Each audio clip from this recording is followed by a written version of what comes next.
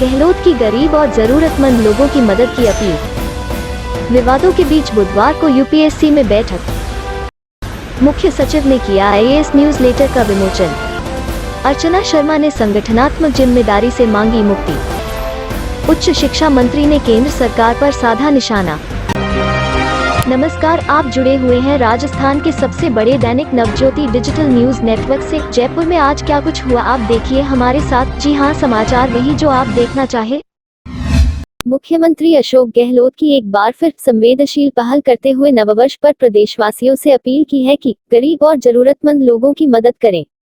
गहलोत ने ट्वीट कर कहा कि कोरोना महामारी के कारण लाखों लोगों की आजीविका, खरीद की क्षमता प्रभावित हुई है। ऐसे में नववर्ष के मौके पर जरूरतमंदों को गर्म कपड़े, कंबल, रजाई, सूखा राशन आदि बांटकर हमें उनकी मदद करनी चाहिए।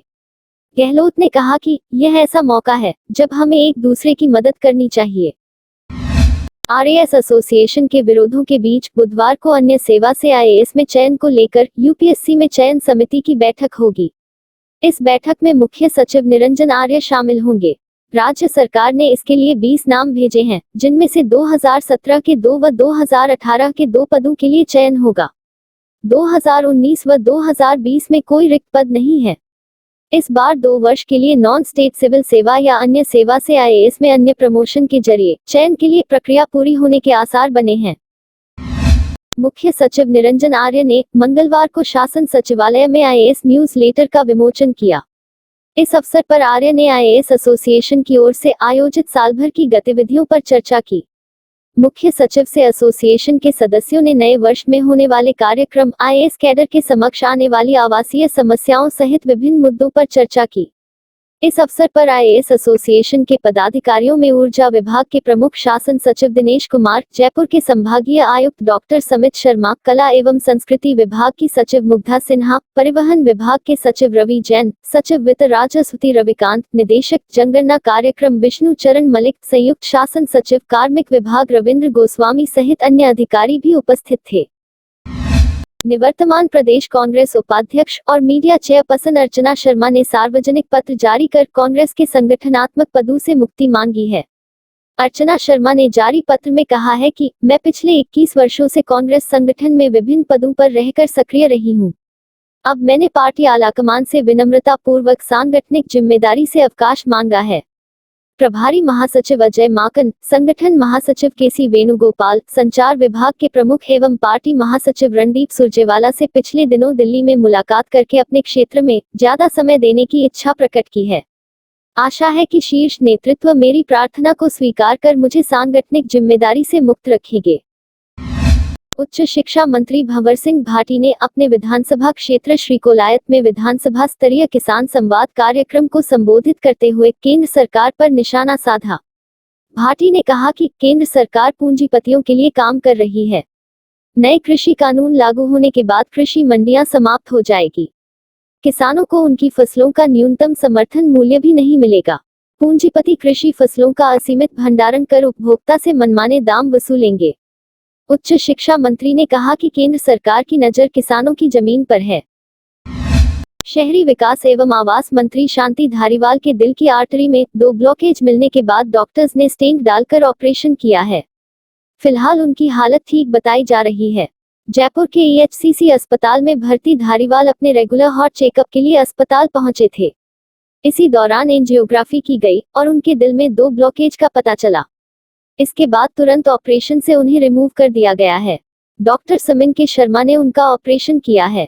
उनका कहना है कि धारीवाल बिल्कुल ठीक है। ब्लॉकेज को डॉक्टर्स की टीम ने तुरंत ऑपरेशन कर निकाल दिया है। राजस्थान राज्य पथ परिवहन निगम के सीएमडी राजेश्वर सिंह की ओर से सर्दियों में घने कोहरे को देखते हुए रोडवेज चालकों को दुर्घटना से बचने के लिए विशेष सावधानी के साथ बस चलाने के निर्देश दिए गए हैं।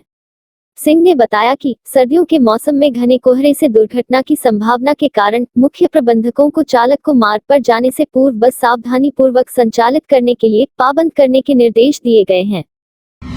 जयपुर एयरपोर्ट से बेंगलुरु जाने वाली फ्लाइट का संचालन मंगलवार को रद्द रहा। इसके चलते यात्रियों को भारी परेशानी का सामना करना पड़ा। जानकारी के अनुसार इंडिगो की फ्लाइट बेंगलुरु से सुबह 8:20 पर जयपुर आती है और जयपुर से सुबह 9:10 पर बेंगलुरु जाती है। इस फ्लाइट का संचालन रद्द होने से बेंगलुरु से आने और जाने वाले यात्री परेशान हुए।